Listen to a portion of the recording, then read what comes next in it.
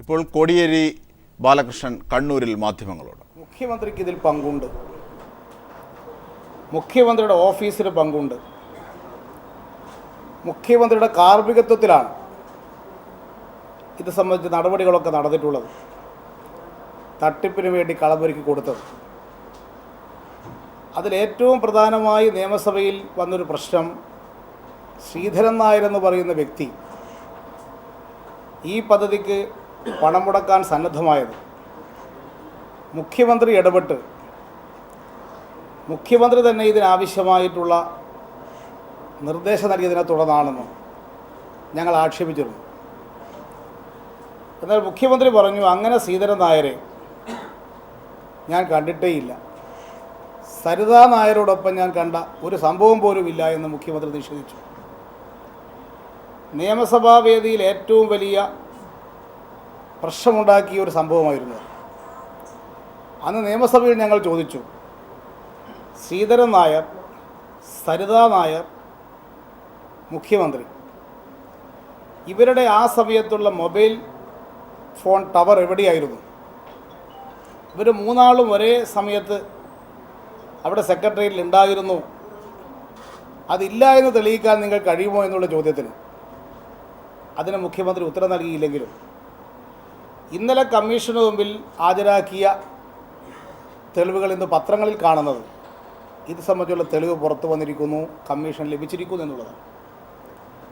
അത് ശരിയാണെങ്കിൽ മുഖ്യമന്ത്രി ഉമ്മൻചാണ്ടി നിയമസഭയെ കബളിപ്പിക്കുകയും കേരളത്തിലെ ജനങ്ങളോട് കളവ് പറയുകയുമാണ് ചെയ്തത്.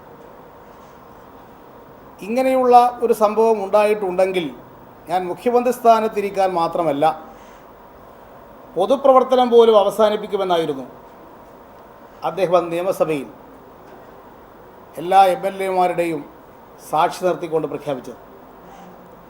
ഇതിനുള്ള തെളിവ് ഇന്ന് സോളാർ കമ്മീഷന് മുമ്പിൽ ലഭിച്ച ഈ സാഹചര്യത്തിൽ മുഖ്യമന്ത്രിക്ക് എന്താണ് പറയാനുള്ളത് എന്നറിയാനുള്ള താല്പര്യം ഈ സംസ്ഥാനത്തെ ജനങ്ങൾക്കുണ്ട്.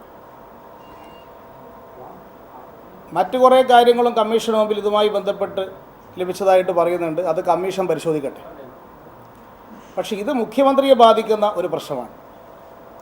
അത് സംബന്ധിച്ച് ഉള്ള വസ്തുത അദ്ദേഹം പരസ്യമായെടുത്ത നിലപാടിന് വിരുദ്ധമായിട്ടുള്ള തെളിവ് വന്ന സാഹചര്യത്തിൽ ഞാൻ മുഖ്യമന്ത്രി സ്ഥാനം രാജിവെക്കൽ മാത്രമല്ല, എൻ്റെ പൊതുപ്രവർത്തനം തന്നെ അവസാനിപ്പിക്കുമെന്ന് പറഞ്ഞ മുഖ്യമന്ത്രി ഇപ്പോൾ അതിൽ ഉറച്ചു നിൽക്കുന്നുണ്ടോ എന്ന് മുഖ്യമന്ത്രി വ്യക്തമാക്കും. ഈ സംസ്ഥാനത്ത് നടന്ന അഴിമതിയുടെ മഞ്ഞുമലയുടെ ഒരു അറ്റം മാത്രമായിരുന്നു ആ സോളാർ അഴിമതി എന്ന കാര്യം അന്ന് ഞങ്ങൾ നിയമസഭയിൽ ചൂണ്ടിക്കാണിച്ചതാണ്. പിന്നീടാണ് ബാർ അഴിമതി പുറത്തു വന്നത്. 30 കോടി രൂപയുടെ അഴിമതിയാണ്. പൂട്ടിയിട്ട ബാർ തുറന്നു തരാം എന്ന് പറഞ്ഞുകൊണ്ട് കൈക്കൂലി വാങ്ങിയ പ്രശ്നം ഉയർന്നു വന്നത്. മുഖ്യമന്ത്രിയുടെ ഗൺമാൻ്റെ നേതൃത്വത്തിലാണ് കടകംപള്ളി കളമശ്ശേരി ഭൂമി തട്ടിപ്പ് 450 കോടി രൂപയുടെ തട്ടിപ്പാണ്, ഭൂമി കുംഭകോണമാണ് അതുമായി ബന്ധപ്പെട്ട് നടത്തിയത്. പാമോയിൽ അഴിമതി, ആ കേസ് അട്ടിമറിക്കാൻ മുഖ്യമന്ത്രി എല്ലാ ശ്രമങ്ങളും നടത്തി. ആ കേസിൽ മുഖ്യമന്ത്രി പ്രതിയായില്ല. പക്ഷേ ആ കേസ് ഏതെങ്കിലും ഒരു കാലത്ത് കോടതി വിചാരണ ചെയ്യപ്പെടുന്ന ഘട്ടം വന്നാൽ അന്ന് ധനകാര്യമന്ത്രിയായിരുന്ന ഉമ്മൻചാണ്ടി ആ കേസിൽ പ്രതികർക്കപ്പെടും, വിചാരണയ്ക്ക് വിധേയനാകേണ്ടി വരും. അതുകൊണ്ടാണ് അവസരം കിട്ടുമ്പോഴൊക്കെ ആ കേസ് പിൻവലിക്കാൻ, ആ കേസ് അട്ടിമറിക്കാൻ ഉമ്മൻചാണ്ടി ഇടപെട്ടുകൊണ്ടിരിക്കുന്നത്. അദ്ദേഹത്തിൻ്റെ ആ നീക്കത്തിന് ലഭിച്ച ഒരു തിരിച്ചടിയാണ് കഴിഞ്ഞ ദിവസം സുപ്രീം കോടതിയിൽ നിന്നുണ്ടായിട്ടുള്ള വിധി. ഇനി ആ കേസ് വേഗം വിചാരണ ചെയ്യണം എന്ന് സുപ്രീം കോടതി തന്നെ ആവശ്യപ്പെടുന്ന സ്ഥിതി ഉണ്ടായി. ആ പാമോയിൽ കേസിൻ്റെ വിചാരണ അടിയന്തരമായി പൂർത്തീകരിച്ച് ജുഡീഷ്യറി വളരെ കാലമായിട്ട് നടക്കുന്ന ഈ കേസ് സംബന്ധിച്ചൊരു യുക്തമായ തീരുമാനം എടുക്കാൻ വേണ്ടി കോടതി സന്നദ്ധമാണ്. സുപ്രീം കോടതി വിധി നടപ്പാക്കാൻ ഉള്ള അടിയന്തര നടപടി ഇവിടെ സ്വീകരിക്കപ്പെടുന്ന അവസ്ഥയുണ്ടാകും. ടൈറ്റാനിയം കേസ് മുഖ്യമന്ത്രിക്കെതിരായിട്ട് ഉയർന്നു വന്ന ആരോപണം ഇന്ന് വിജിലൻസ് കോടതിയുടെ പരിഗണനയിലാണ്. ഇവിടെ മറ്റ് വകുപ്പുകളെ സംബന്ധിച്ച് ധാരാളം കേസുകൾ ഈ മന്ത്രിസഭയുടെ കാലത്ത് തന്നെ ഉണ്ടായി. +2 അഴിമതി സംബന്ധിച്ചുള്ള ആക്ഷേപം വന്നു. ഇപ്പോൾ ഏറ്റവും ഒടുവിൽ അംഗനവാടികൾക്ക് കൊടുക്കാൻ വേണ്ടി കേന്ദ്രം നൽകിയിട്ടുള്ള ഗോതമ്പ് അത് മറച്ചു വിറ്റു 50 കോടി രൂപയുടെ അഴിമതി നടത്തിയെന്നുള്ള ആക്ഷേപം ഉന്നയിക്കപ്പെട്ട് കഴിഞ്ഞിരിക്കുകയാണ്. ഇതിപ്പോൾ നിയമസഭയൊക്കെ കഴിഞ്ഞതിന് ശേഷം ഇപ്പോൾ പുറത്തു വന്നിട്ടുള്ള ഒരാരോപണമാണ്. വിജിലൻസ് ഡയറക്ടർ തന്നെ ഗവൺമെൻറ് റിപ്പോർട്ട് കൊടുത്തിരിക്കുകയാണ് PWD വകുപ്പിൽ നടക്കുന്ന ഞെട്ടിപ്പിക്കുന്ന അഴിമതി സംബന്ധിച്ച്. ഇങ്ങനെ ഒരു വകുപ്പും അഴിമതി വിമുക്തമായില്ല എന്നുള്ളതാണ് ഈ UDF ഭരണത്തിൻ്റെ ഏറ്റവും വലിയ പ്രത്യേകത. ഇവിടെ സ്ഥലം മാറ്റത്തിന് കൈക്കൂലി കൊടുക്കണം, നിയമനങ്ങൾക്ക് കൈക്കൂലി കൊടുക്കണം, പദ്ധതികൾക്ക് NOC കിട്ടാൻ വലിയ തുക കൊടുക്കണം, എങ്കിൽ മാത്രമേ കിട്ടുന്നുള്ളൂ എന്ന ആക്ഷേപമുണ്ട് എന്ന് പരസ്യമായി പറഞ്ഞത് AK ആൻ്റണിയാണ്. ഈ ഗവൺമെൻറ്റിന് ആൻ്റണി നൽകിയിട്ടുള്ളൊരു സാക്ഷ്യപത്രമായിരുന്നു അത് സാധൂകരിക്കപ്പെടുന്ന വിധത്തിലുള്ളൊരു ഭരണമാണ് ഇവിടെ 5 കൊല്ലമായി നടന്നിട്ടുള്ള UDFൻ്റെ ഭരണം. അതുകൊണ്ടാണ് ഈ അഴിമതി ഭരണം അവസാനിപ്പിക്കാൻ ജനങ്ങൾക്ക് കിട്ടിയിട്ടുള്ളൊരു അവസരമാണ് ഈ നിയമസഭാ തെരഞ്ഞെടുപ്പ്.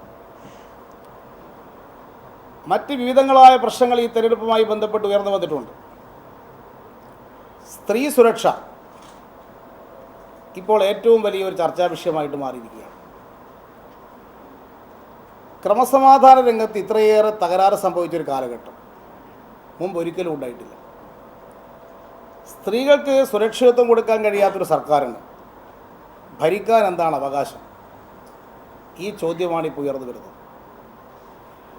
5000-ൽ പരം സ്ത്രീകൾ ബലാത്സംഗം ചെയ്യപ്പെട്ട സംഭവം സംസ്ഥാനത്തുണ്ടായി. ഇന്ന് നിയമസഭയിൽ ഔദ്യോഗികമായി ആഭ്യന്തരമന്ത്രി തന്നെ നേരത്തെ വെളിപ്പെടുത്തുകയുണ്ടായി. അതിലേറ്റവും സമൂഹത്തിൻ്റെ മുമ്പിൽ ഇന്ന് ചർച്ച ചെയ്യപ്പെടുന്ന വിഷയമാണ് ഒടുവിൽ നടന്നിട്ടുള്ള ജിഷ സംഭവം പെരുമ്പാവൂർ. ആ സംഭവം നടന്നിട്ട് 15 ദിവസമായി. ഒരു പ്രതിയെപ്പോലും പിടിക്കാൻ കഴിഞ്ഞില്ല എന്നുള്ളത് കേരള പോലീസിൻ്റെ ഏറ്റവും വലിയ പരാജയമാണ്. ഇവിടെ നിയമവാഴ്ച ഇല്ലാത്ത ഒരു സംസ്ഥാനമായി മാറിയിരിക്കുകയാണ്. പോലീസ് വകുപ്പിന് ഇപ്പോൾ ഒരു നിയന്ത്രണവുമില്ലാത്ത സ്ഥിതിയിൽ കാര്യങ്ങളെത്തി. മുഖ്യമന്ത്രി ഇപ്പോൾ ഭരണം ശ്രദ്ധിക്കുന്നേയില്ല. അദ്ദേഹം റോഡ് ഷോ നടക്കുകയാണ് ഇപ്പോൾ ചെയ്തത്. ആഭ്യന്തരമന്ത്രിയാണെങ്കിൽ അദ്ദേഹത്തിന് ഹരിപ്പാടൊന്ന് പുറത്തു പോകാൻ കഴിയുന്നില്ല. അദ്ദേഹം അവിടെ തന്നെ ക്യാമ്പ് ചെയ്തതോടുകൂടി ആഭ്യന്തര വകുപ്പിൽ ഇടപെടാൻ കഴിയാത്ത സ്ഥിതി. ആഭ്യന്തര സെക്രട്ടറി നളിനി നെറ്റോ പറഞ്ഞാൽ DGP അനുസരിക്കില്ല. DGPക്കാണെങ്കിൽ പോലീസിൽ നിയന്ത്രണമില്ല. ഇങ്ങനെ ആകെ മൊത്തം ഒരു അരാജകത്വമാണ് ഇന്ന് കേരള പോലീസിൽ വന്നിട്ടുള്ളത്. അതിൻ്റെ ഫലമാണ് ഇത്രയും ദിവസമായിട്ടും ഈ കേസിൽ ഒരു പുരോഗതിയുമില്ല എന്നുള്ള അവസ്ഥ വന്നിരിക്കുന്നത്. ഇതിനടിസ്ഥാന കാരണം ഇതുമായി ബന്ധപ്പെട്ട് ഉള്ള എല്ലാ തെളിവും പോലീസ് തന്നെയാണ് നശിപ്പിച്ചത്. കേസന്വേഷണത്തിന് ഏറ്റവും പ്രധാനമായിട്ട് തെളിവുകളാണ് പ്രധാനം. ഒറ്റ തെളിവും അവശേഷിക്കാത്ത വിധത്തിലാണ് പോലീസിൻ്റെ നടപടികൾ നീക്കിയത്. സാധാരണ ഇങ്ങനൊരു കൊലപാതകം നടന്നാൽ ആ സ്ഥലം പോലീസ് സീൽ ചെയ്ത് കസ്റ്റഡിയിലെടുക്കും. പോലീസിൻ്റെ അന്വേഷണം പൂർത്തിയാകുന്നവരെ ആ പ്രദേശത്ത് ആരെയും പ്രവേശിപ്പിക്കാറില്ല. ഇതവിടെ അങ്ങനെയൊന്നും സ്വീകരിച്ചില്ല. അതുകൊണ്ട് വിരലടയാള വിദഗ്ധന്മാർക്ക് അന്വേഷണം സങ്കീർണമായി. ആയിരക്കണക്കിന് ആളുകൾ കയറി ഇറങ്ങിയിരിക്കുകയാണ് അവിടെ. ഡോഗ് സ്ക്വാഡിന് ഫലപ്രദമായ അന്വേഷണം നടത്താൻ കഴിഞ്ഞില്ല. പോസ്റ്റ്മോർട്ടം നടത്തിയതിനെ സംബന്ധിച്ച് നിയമാനുസൃതമായിട്ടല്ല, മെഡിക്കോ ലീഗൽ എക്സ്പേർട്ടായിട്ടുള്ള ആളുകളല്ല പോസ്റ്റ്മോർട്ടം നടത്തിയത്. പോസ്റ്റ്മോർട്ടം നടത്തിയതിന് ശേഷം ശവം സംസ്കരിക്കുകയാണ് ചെയ്തത്. ശവം സംസ്കരിക്കാൻ പാടില്ല എന്ന് അമ്മ പറഞ്ഞിട്ടും എന്തിനാണ് സംസ്കരിച്ചത്? ഇതെല്ലാം തന്നെ ദുരൂഹത ഉണ്ടാക്കുകയാണ് ചെയ്തത്. 28-ാം തീയതി സംഭവം നടന്നിട്ട് 2-ാം തീയതിയാണ് മാധ്യമങ്ങൾ ഈ പ്രശ്നം പുറത്തു കൊണ്ടുവരുന്നത്. അതുവരെ ഈ പ്രശ്നം മൂടി വെച്ചു.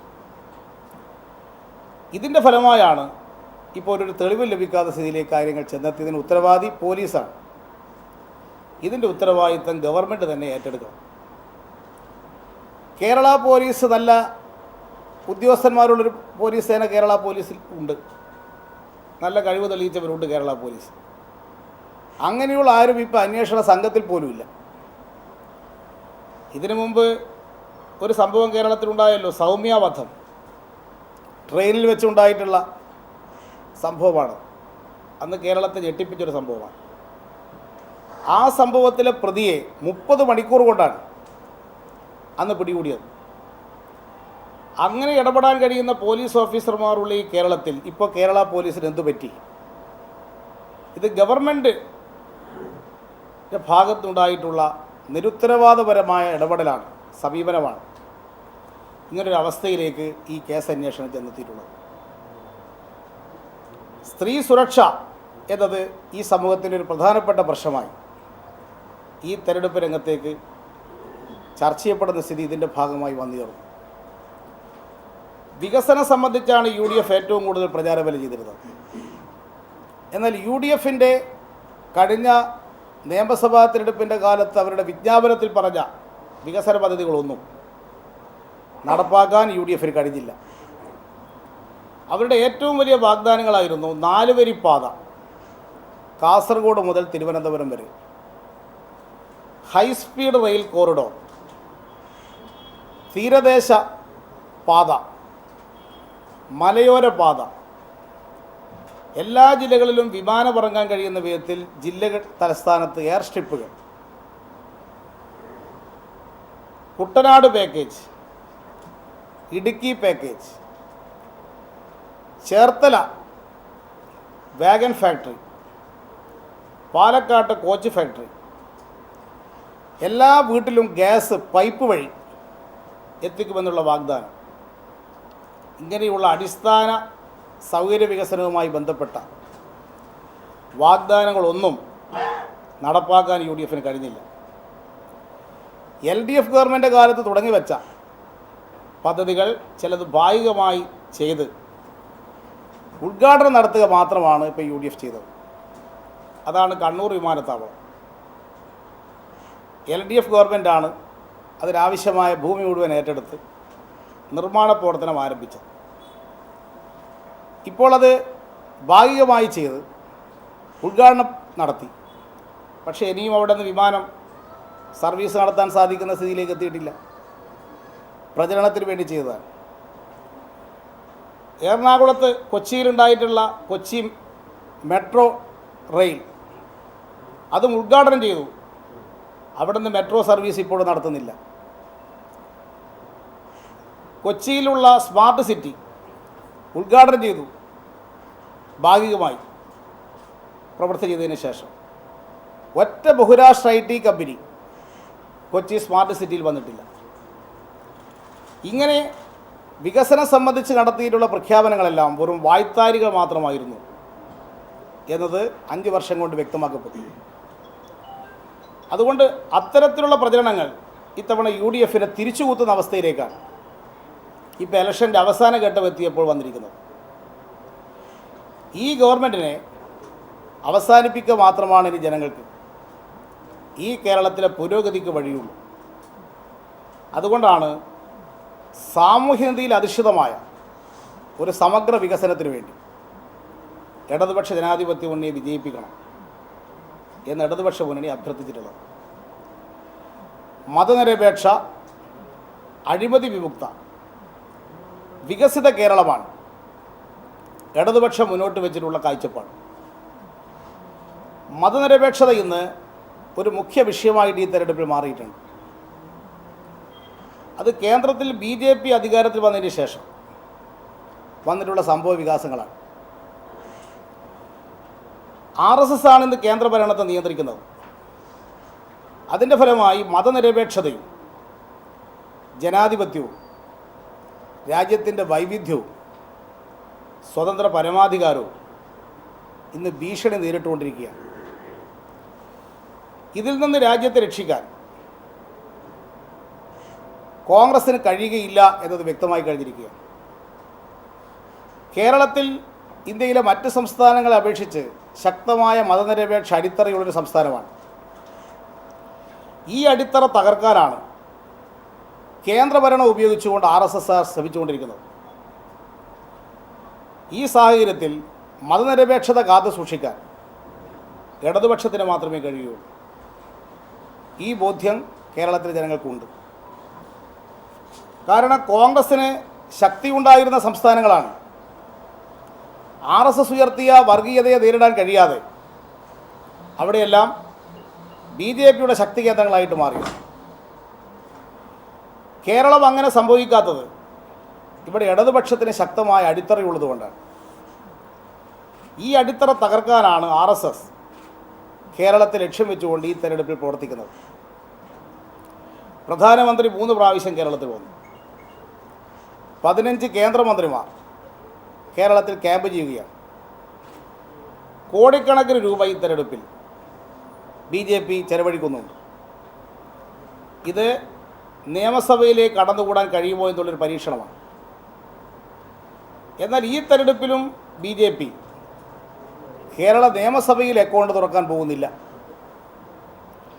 ഒരു സീറ്റിലും കേരളത്തിൽ BJP NDA സഖ്യം ഈ തെരഞ്ഞെടുപ്പിൽ വിജയിക്കാൻ പോകുന്നില്ല എന്ന കാര്യം വ്യക്തമായി കഴിഞ്ഞിരിക്കുകയാണ്.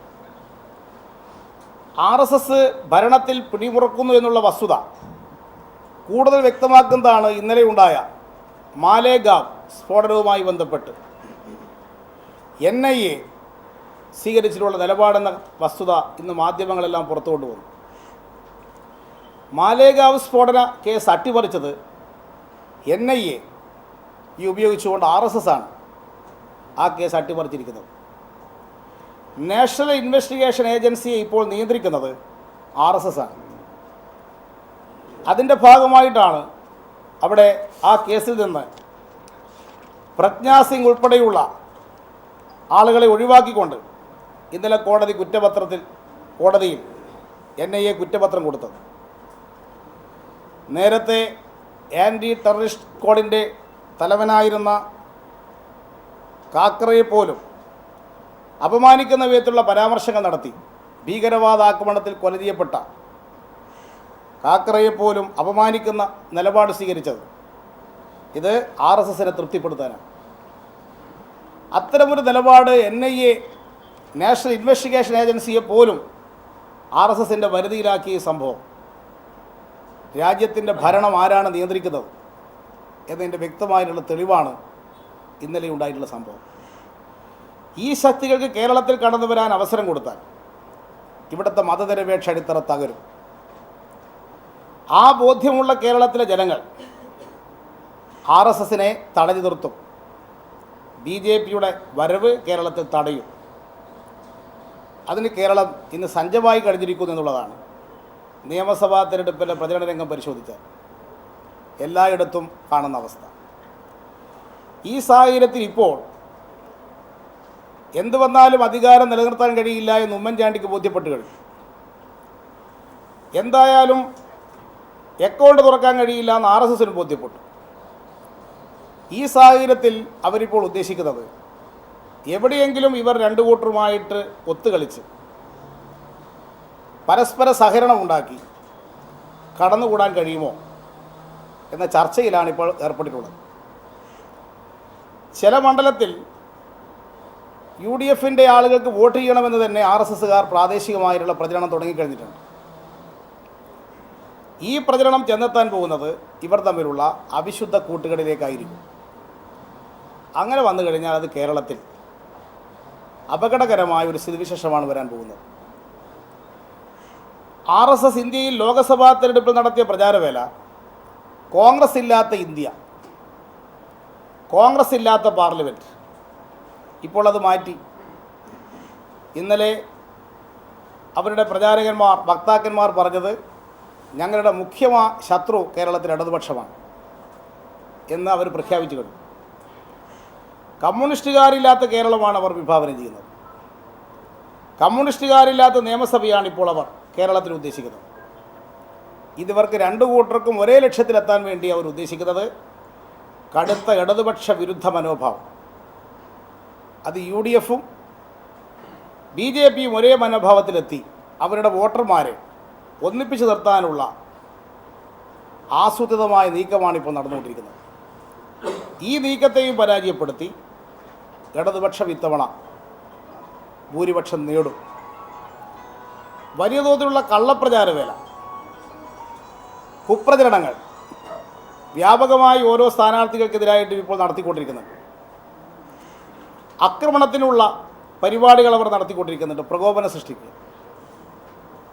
ഇടതുപക്ഷ പ്രവർത്തകന്മാർ യാതൊരുവിധ പ്രകോപനത്തിലും പെടാൻ പാടില്ല.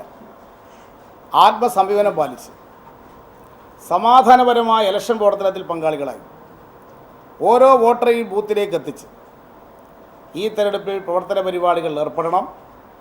അങ്ങനെ പ്രവർത്തിക്കാൻ കഴിഞ്ഞാൽ വൻ വിജയം ഇടതുപക്ഷ മുന്നണി കരസ്ഥമാക്കുന്നൊരു തെരഞ്ഞെടുപ്പായിരിക്കും ഈ നിയമസഭാ തെരഞ്ഞെടുപ്പ്.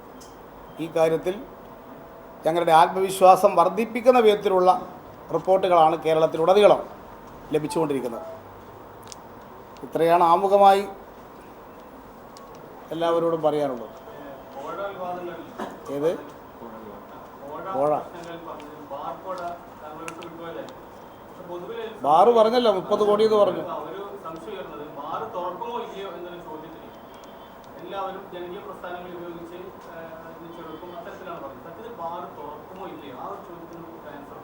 അല്ല, ബാറ് തുറക്കുമോ എന്ന് നിങ്ങൾ ചോദിക്കുന്നത് ഏത് ബാറാണ് ഇവിടെ പൂട്ടിയത്? ബാറുകളെല്ലാം തന്നെ ഇപ്പം ബീറും വൈനും വിൽപ്പന നടത്തിക്കൊണ്ടിരിക്കുകയല്ലേ, നിങ്ങളുടെ കൺമുമ്പിലല്ലേ കാണുന്നത്. ഏത് ബീറും വൈനും വിൽക്കാൻ അനുമതി കൊടുക്കുമോ എന്നാണോ? ഞങ്ങളുടെ നിലപാട് ഞങ്ങൾ പറഞ്ഞിട്ടുണ്ട്. മദ്യത്തിൻ്റെ ഉപയോഗം ഇന്നുള്ളതിനേക്കാൾ കുറക്കുകയാണ് ചെയ്യുക. ഇന്ന് ലഭ്യമാകുന്ന അത്ര മദ്യം ലഭ്യമാകാത്ത വിധത്തിലും അതിൻ്റെ ഉപയോഗം കുറക്കുന്നതിന് സഹായകമായ വിധത്തിലുമുള്ള ഒരു പോളിസിയാണ് ഞങ്ങൾ സ്വീകരിക്കുക എന്നത് ഞങ്ങൾ നേരത്തെ വ്യക്തമാക്കിയിട്ടുണ്ട്. കേരളത്തിലെ ഓരോ വീടും മദ്യവിമുക്ത വീടുകളാക്കി മാറ്റുക, ഓരോ ഗ്രാമവും മദ്യവിമുക്ത ഗ്രാമമാക്കി മാറ്റുക. അതിനുവേണ്ടി ഒരു മദ്യവർജന പ്രസ്ഥാനം സാക്ഷരതാ പ്രവർത്തനം നടത്തിയതുപോലെ കേരളത്തിൽ നടത്താനാണ് ഇടതുപക്ഷ മുന്നണി ഉദ്ദേശിക്കുന്നത്. അപ്പോൾ ഇന്ന് ലഭ്യമാകുന്ന മദ്യത്തിൻ്റെ അളവ് തന്നെ കുറക്കുന്നതിന് സഹായകമായത് എന്താണോ വേണ്ടത് അതായിരിക്കും ഞങ്ങൾ ചെയ്യുക. നിങ്ങൾ ഓർക്കണം, ഈ ബാർ പൂട്ടിയ സന്ദർഭത്തിൽ അന്ന് CPMൻ്റെ സംസ്ഥാന സെക്രട്ടറിയായ പിണറായി വിജയൻ ആ നടപടി സ്വാഗതം ചെയ്യുകയാണ് ചെയ്തത്. അന്ന് ഞങ്ങളുടെ പാർട്ടി പരസ്യമായി പറഞ്ഞിട്ടുണ്ട്, മദ്യത്തിൻ്റെ ഉപയോഗം കുറച്ചുകൊണ്ട് വരുന്നതിന് വേണ്ടി സർക്കാർ സ്വീകരിക്കുന്ന ഏതൊരു നടപടിയെയും ഞങ്ങൾ പിന്താങ്ങും എന്ന നിലപാടെടുത്ത പാർട്ടിയാണ് CPIM. ഇത് 95-ൽ ചാരായം നിരോധിച്ച് ഇതേപോലൊരു ബഹളം ഉണ്ടാക്കിയില്ലേ? AK ആന്റണി മുഖ്യമന്ത്രിയായപ്പോൾ ചാരായം നിരോധിച്ച് ആ ചാരായ നിരോധനത്തിൻ്റെ പേരിൽ 96-ൽ അധികാരത്തിൽ വരാമെന്ന് വിചാരിച്ചിട്ടാണ് ചാരായം നിരോധിച്ചത്. ആ തെരഞ്ഞെടുപ്പിൽ ഞങ്ങൾ നേരിട്ട ഏറ്റവും വലിയ ചോദ്യം ഇതായിരുന്നു. നിങ്ങളെല്ലാവരും അന്ന് ചോദിച്ചിട്ടുണ്ട്, നിങ്ങളന്നുണ്ടോ എന്നറിയില്ല, ഉണ്ടോ 95-ൽ? ഞങ്ങളോടൊക്കെ അന്ന് ചോദിച്ചു, നിങ്ങൾ വന്നാൽ ചാരായം ഷാപ്പ് തുറക്കുമോ? ഞങ്ങൾ അന്നേരത്ത് പറഞ്ഞു, അതെന്താണെന്നുള്ളത് ഗവൺമെൻറ് അധികാരത്തിൽ വന്നാൽ തീരുമാനിക്കും. തുറക്കുമെന്നും പറഞ്ഞില്ല, തുറക്കില്ല എന്നും പറഞ്ഞില്ല. പക്ഷേ ഞങ്ങളെ ഗവൺമെൻറ് വന്നപ്പോൾ ചാരായ ഷാപ്പ് ഒറ്റൊന്നുപോലും ഞങ്ങൾ തുറന്നിട്ടില്ലല്ലോ. ഞങ്ങളുടെ ഗവൺമെൻറ് എപ്പോഴും എടുക്കുന്നത് മദ്യത്തിൻ്റെ ഉപയോഗം കുറച്ചു കൊണ്ടുവരാനുള്ള സമീപനമായിരിക്കും. ഇടതുപക്ഷം സ്വീകരിക്കുക എന്നത് 96-ൽ ഞങ്ങൾ തെളിയിച്ചില്ലേ?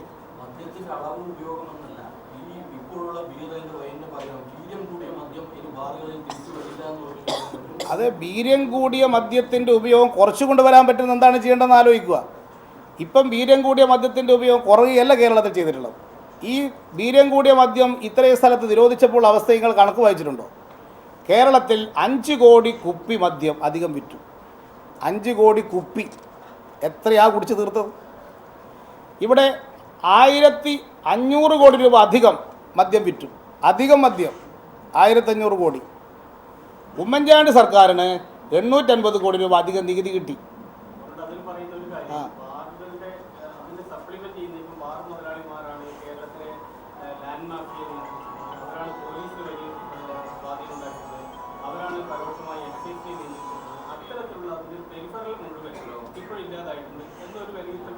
അത് ഇതിലേറ്റവും വലിയ പ്രചരണം നടത്തിയിരുന്നത് എന്താ?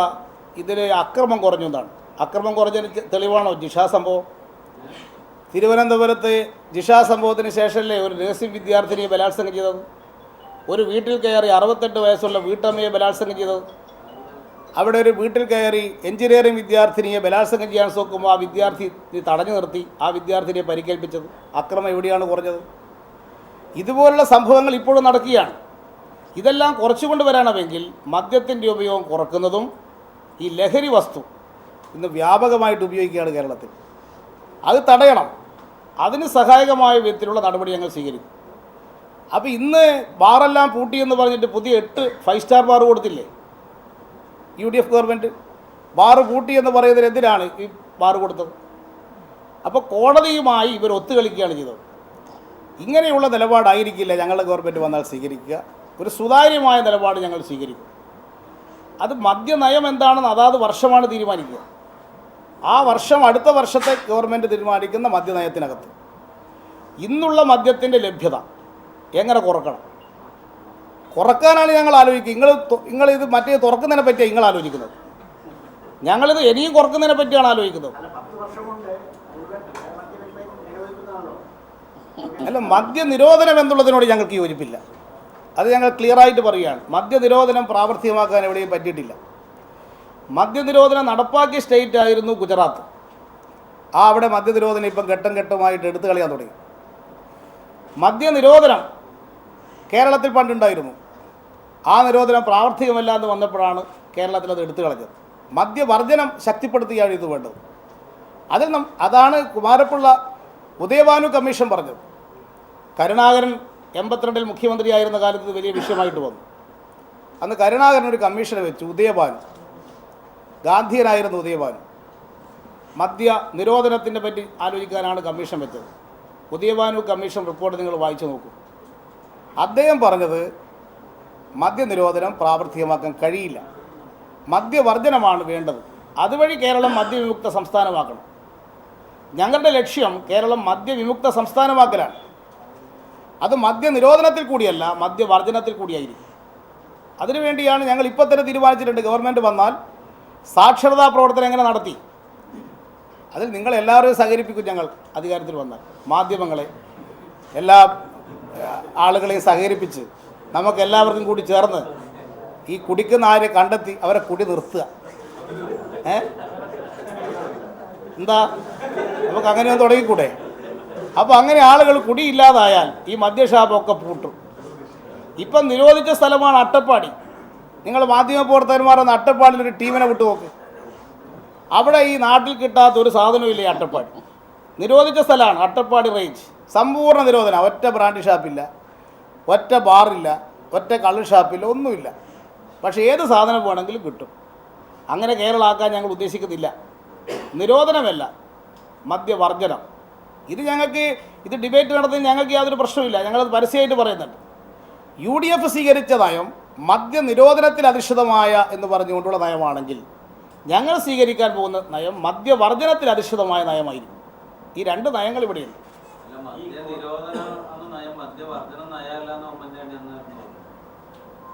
എന്ന് പറഞ്ഞാൽ മദ്യ നിരോധനം എന്ന് പറയുക, എന്നിട്ട് അട്ടപ്പാടി പോലെയാക്കുക. അതാണ് ഉമ്മൻചാണ്ടി ഉദ്ദേശിക്കുന്ന നയം. ഈ ഘട്ടഘട്ടമായി വർഷത്തിൽ ഔഷധങ്ങൾ കൂട്ടുന്നതിന് ബന്ധപ്പെട്ട് 10 വർഷത്തിന്റെ കാര്യം പറഞ്ഞപ്പോൾ UDF സർക്കാർ പറഞ്ഞു. ഇപ്പൊ LDF സർക്കാർ വരികയാണെങ്കിൽ ആ കാര്യമൊക്കെ പുനഃപരിശോധിച്ച് മറ്റൊരു മദ്യനയായിരിക്കും കൊണ്ടുവരിക, അല്ലെങ്കിൽ വേറൊരു നയായിരിക്കും. ഇതൊക്കെ സർക്കാർ അവസാനിപ്പിച്ചിട്ടായിരിക്കും പുതിയ കാര്യത്തിലേക്ക് കടക്കാൻ നടത്തുന്നത്. അല്ല, മദ്യ നിരോധനം എന്ന് പറഞ്ഞുകൊണ്ട് ഉള്ള നയമാണ് UDF നടപ്പാക്കി. അത് പരാജയപ്പെട്ടു. 95-ൽ AK ആന്റണിയും മദ്യനിരോധനം 10 കൊല്ലം എന്ന് പറഞ്ഞിരുന്നു. 95-ൽ മദ്യനിരോധനം ഇവിടെ വന്നിട്ടില്ല. ഇപ്പോഴും അവരെല്ലാ കാലത്തും കോൺഗ്രസ് പറയും മദ്യനിരോധനം. കോൺഗ്രസിൻ്റെ നിലപാടാണോ മദ്യനിരോധനം എന്നുള്ളത്? അങ്ങനെയാണ് കർണാടകത്തിൽ എന്താ മദ്യം നിരോധിക്കാത്തത്? ആ കർണാടകത്തിൽ നിന്നുള്ള ഡിക്ഷണറിയിൽ ഉണ്ടാക്കിയിട്ടല്ലേ മുഴുവൻ മദ്യം ഈ കേരളത്തിലേക്ക് വന്നുകൊണ്ടിരിക്കുന്നത്. കോൺഗ്രസിനൊരു നയമുണ്ടോ? എന്താണ് കോൺഗ്രസിൻ്റെ നിലപാട്? മദ്യനിരോധനമാണോ? അങ്ങനെയാണെങ്കിൽ കോൺഗ്രസ് ഭരിക്കുന്ന എല്ലാ സ്റ്റേറ്റിലും മദ്യം നിരോധിക്കണ്ടേ? അപ്പം ഞങ്ങൾക്ക് എല്ലാ സ്റ്റേറ്റിലുള്ള CPM-ൻ്റെ നയം മദ്യവർജനമാണ്. ഇന്ത്യയിൽ മുഴുവൻ ഞങ്ങളുടെ നിലപാട് മദ്യവർജനമാണ്.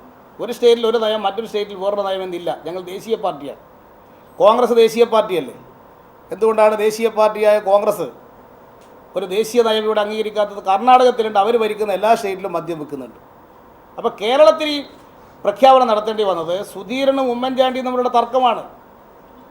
ആ തർക്കത്തിൻ്റെ ഭാഗമായിട്ടാണ് അവർ അന്ന് എന്നാൽ പിന്നെ ഒന്നും വേണ്ട എന്നുള്ള നിലപാടെടുത്തത്. എന്തുകൊണ്ടാണ്? ആദ്യം അവർ തീരുമാനിച്ചിട്ടില്ലല്ലോ. നിലവാരമില്ലാത്ത ബാറുകൾ പൂട്ടുക എന്ന തീരുമാനമാണ് ആദ്യം എടുത്തത്. അതിൻ്റെ ഭാഗമായി വന്ന തർക്കം വന്നപ്പോൾ ഉമ്മൻചാണ്ടി ഒരു മറുകണ്ഠം ചാടി. എന്നാൽ ഒറ്റ ബാറും വേണ്ട എന്ന് തീരുമാനിച്ചു. സുധീരൻ എടുത്ത നിലപാടിന് വിരുദ്ധമായ ഒരു നിലപാട് സ്വീകരിക്കാൻ വേണ്ടിയല്ലേ ഈ നയത്തിലേക്ക് വന്നത്. അല്ലാതെ ഇത് പൂട്ടണം എന്നുള്ള ഉദ്ദേശത്തിലാണോ? അതിൻ്റെ പിന്നെ എന്തിനാണ് ഈ പൈസ വാങ്ങിയത്? 30 കോടി ബാർ തുറന്നു തരാം എന്ന് പറഞ്ഞിട്ട് ചർച്ചയ്ക്കെതിര് പോയി. മദ്യനിരോധനമായിരുന്നു ഇവിടെ നിലപാടെങ്കിൽ ഈ മാണിയും ബാബുവൊക്കെ എന്തിനാണ് പൈസ വാങ്ങിയത്? മദ്യനിരോധനമാണ്, നിങ്ങളുമായിട്ടൊരു ചർച്ചയുമില്ല, ഒരു ബാറും തുറന്നു തരുന്നില്ല എന്ന് പറഞ്ഞുകൊണ്ട് മുഴുവൻ ബാറുകാരെ പുറത്താക്കണ്ടേ ചർച്ചയ്ക്ക് വന്നവരെ? എന്തിനവരുമായിട്ട് ചർച്ച ചെയ്തു UDF നേതാക്കന്മാർ? നിരോധനമായിരുന്നു ഇവിടെ നിലപാടെങ്കിൽ. പൂട്ടിയ ബാർ തുറന്നു തരുമോ എന്ന് ചോദിച്ച് ബാറുകാർ വന്നപ്പോൾ വാ നിങ്ങൾ പൈസയായിട്ട് വാ എന്ന് പറയലാണോ? ഇതാണ് അവരുടെ നിലപാടിനകത്തുള്ള പൊള്ളത്തരം.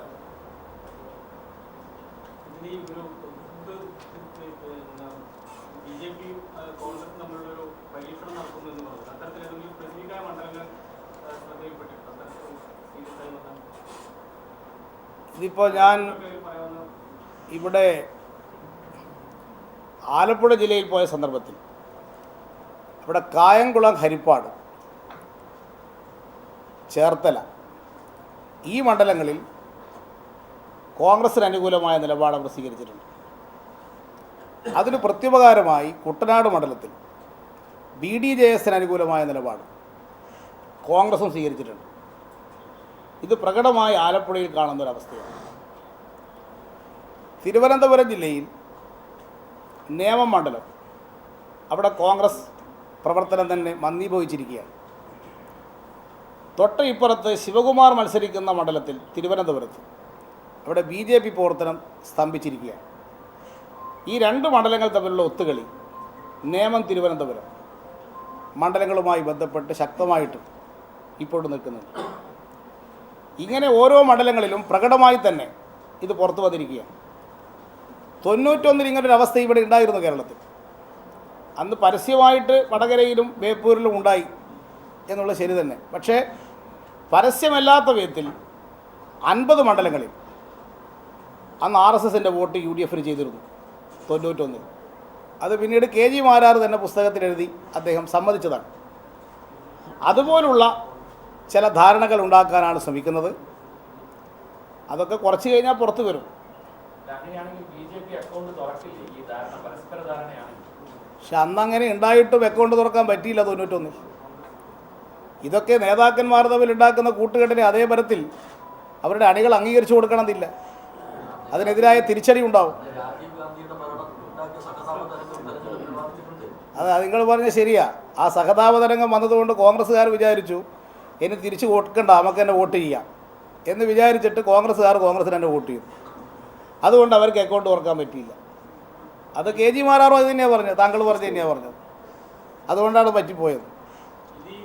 അതുകൊണ്ട് അതിലിടെ ഇനിയിപ്പോൾ ആരും അങ്ങനത്തെ സംഭവം ഒന്നും ഇന്ത്യയിൽ ഉണ്ടാകാൻ പോകുന്ന എനിക്ക് തോന്നുന്നില്ല. അതുകൊണ്ട് 91 ഇവിടെ ആവർത്തിക്കാൻ അവർക്ക് കഴിയില്ല. LDF ഏറ്റവും കൂടുതൽ സീറ്റ് കിട്ടിയത് 98 സീറ്റാണ് ഇതിനു മുമ്പ്. അത് 2006-ലാണ്. 2006-ന് സമാനമായൊരവസ്ഥയാണിപ്പോൾ ഉള്ളത്. അന്ന് 2 അക്കത്തിൽ ഏറ്റവും ഉയർന്നതിൻ്റെ 1 കുറവായിരുന്നു. ഇത്തവണ ഞങ്ങൾ 3 അക്കത്തിലേക്ക് എത്തും.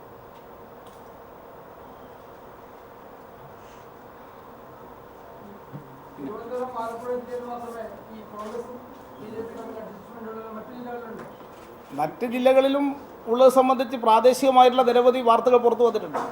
ഇപ്പോൾ ഇവിടെ തന്നെ ഒരു വാർത്ത ഞാൻ കണ്ടു. അഴീക്കോട് മണ്ഡലത്തിൽ RSS സർക്കുലർ അയച്ചതായിട്ട്, സർക്കുലർ വായിക്കുന്നു എന്ന് പറഞ്ഞൊരു ന്യൂസ് പത്രത്തിൽ കാണാനിടയായി. കോഴിക്കോട് ജില്ല RSSൻ്റെ നേതാക്കന്മാർ മുസ്ലിം ലീഗിൻ്റെ ഓഫീസിൽ പോയി ചർച്ച നടത്തി. RSSൻ്റെ നേതാക്കന്മാർ മുസ്ലിം ലീഗിൻ്റെ ഓഫീസിൽ പോയി എന്തിനായിരുന്നു ആ ചർച്ച നടത്തിയത്? അവിടെ ചില മണ്ഡലങ്ങളിൽ അഡ്ജസ്റ്റ്മെൻ്റ് ഉണ്ടാക്കാനുള്ള ശ്രമം നടന്നുകൊണ്ടിരിക്കുന്നുള്ള വാർത്ത പുറത്തു വന്നിട്ടുണ്ട്. RSSൻ്റെ സംസ്ഥാന നേതാക്കന്മാർ ലീഗിൻ്റെ ഓഫീസിൽ പോയി ചർച്ച നടത്തി എന്താണ് ചർച്ച ചെയ്തെന്നുള്ളത് ലീഗ് ഇതുവരെ പറഞ്ഞിട്ടില്ല, RSSും പറഞ്ഞിട്ടില്ല.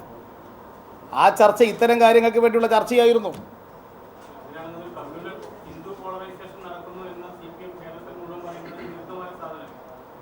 എല്ലാം ഈ 91 മുസ്ലിം ലീഗിന് വോട്ട് ചെയ്തല്ലോ RSS.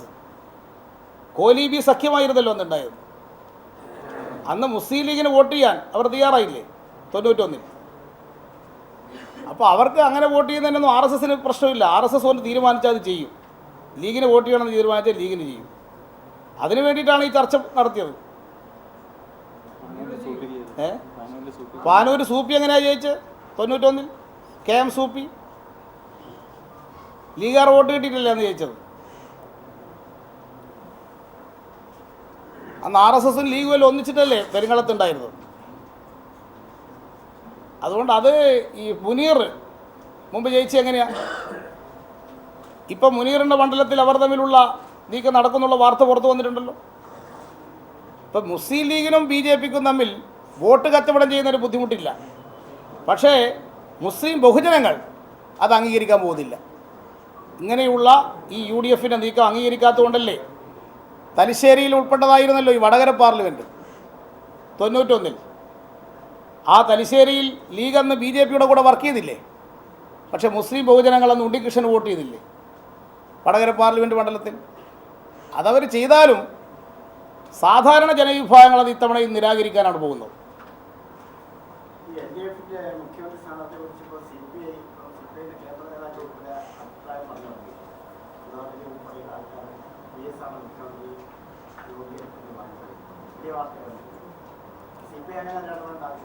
ഞങ്ങളിത് എല്ലാ കാര്യങ്ങളെ സംബന്ധിച്ച് ഇലക്ഷൻ കഴിഞ്ഞ് റിസൾട്ട് വന്നാൽ ഞങ്ങൾ ആലോചിക്കും.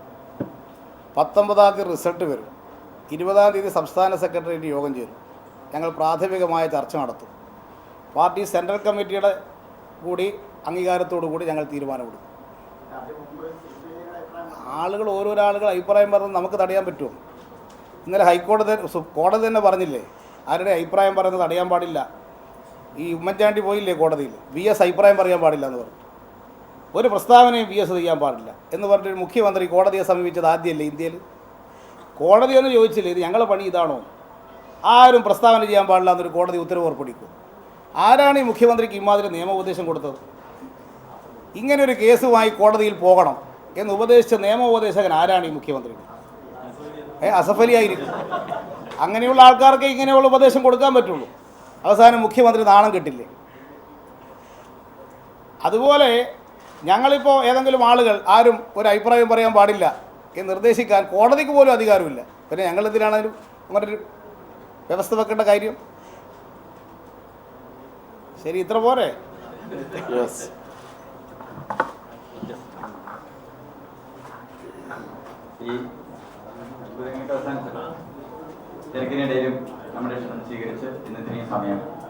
മല്ലേലി ശ്രീധരൻ നായരെ കണ്ടില്ല എന്ന മുഖ്യമന്ത്രി സോളാർ കേസുമായി ബന്ധപ്പെട്ട് വെളിപ്പെടുത്തിയ കാര്യങ്ങളുടെ വിശ്വാസ്യത പൂർണ്ണമായും നഷ്ടപ്പെട്ടിരിക്കുന്നു. അതോടുകൂടി സോളാർ കേസുമായി ബന്ധപ്പെട്ട് ഉയർന്ന പുതിയ ആരോപണങ്ങളുടെ മറുപടി മുഖ്യമന്ത്രി തന്നെ പറയണം എന്നാണ് കോടിയേരി ബാലകൃഷ്ണൻ ആവശ്യപ്പെട്ടിരിക്കുന്നത്. ഒപ്പം 2006 കവച്ചു വെക്കുന്ന വിജയമാകും, 3 അക്കത്തിൽ എത്തുന്ന വിജയമാകും LDF നേടുകയെന്നും കോടിയേരി ബാലകൃഷ്ണൻ.